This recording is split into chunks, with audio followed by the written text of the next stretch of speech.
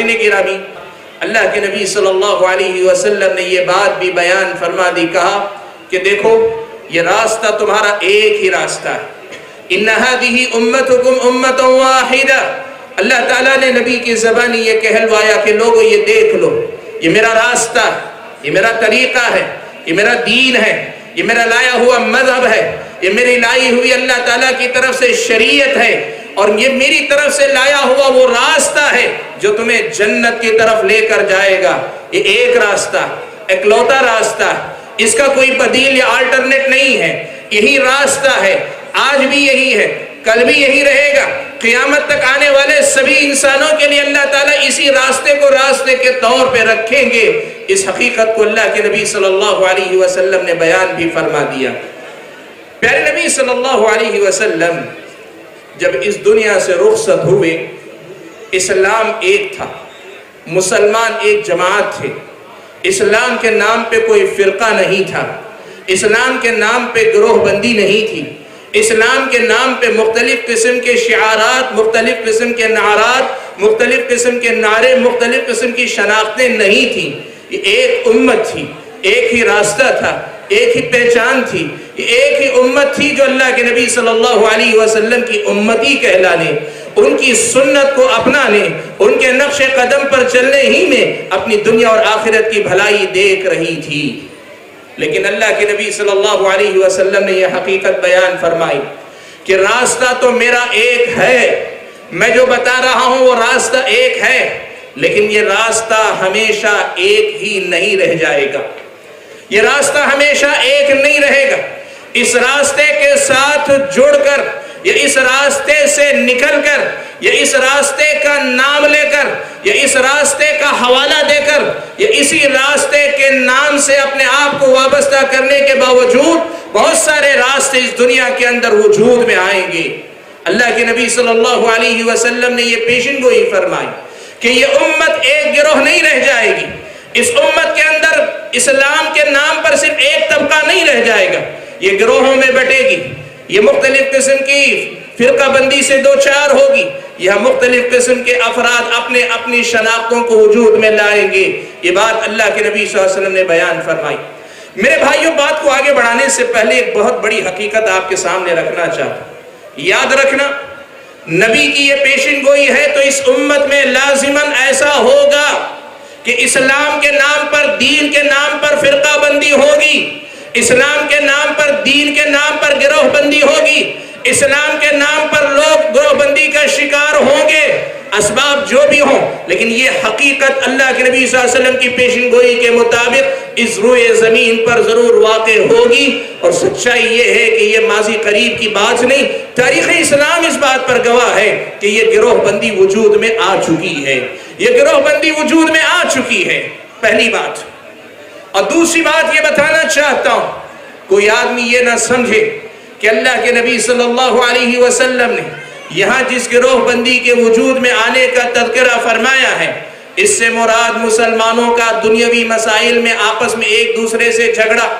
या कुछ ऐसे मसाइल में झगड़ा कि जिस झगड़े के नतीजे में गिरोहबंदी वजूद में न आए, ऐसे दुनियावी किस्म के झगड़े मुराद हैं, वरना लोगों का दीन एक है। जैसे बहुत सारे हजरात आज भी कहते हैं कि हकीकत में उम्मत में कोई बड़ा इख्तिलाफ नहीं। क्यों? कहते हैं आज भी उम्मत मानती अल्लाह एक है, रसूल एक है, कुरान एक है, काबा एक है, सब कुछ एक है। मेरे भाइयों, ये कहने वाले भाइयों को ये हकीकत को समझना चाहिए। ये हकीकत है कि रब एक है, लेकिन रब के बारे में जो अकायद आज इस उम्मत के अंदर पाए जाते हैं वो एक जैसे बाकी नहीं रह गए। यकीनन इस उम्मत का नबी एक है, लेकिन इस नबी के मामलात, इस नबी के मुतालिक जो अकायद, जो तसव्वुरात, या इस नबी से मुतालिक जिस किस्म के ख्यालात लोगों ने अपने अंदर पैदा किए हैं, वो एक जैसे नहीं रह गए हैं। कुरान यकीनन एक है, कुरान यकीनन एक है, लेकिन कुरान की तफसीर और तशरीह के नाम पर अपने अपने अकायद की रोशनी में कुरान को ढालने के नतीजे में आज कुरान के मानी और मफाहिम एक नहीं रह गए।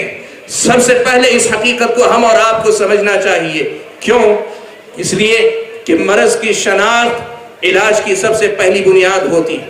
आदमी तस्लीम ही ना करे कि मैं बीमार हूं, तो फिर वो आदमी इलाज करने की बात क्यों सोचेगा?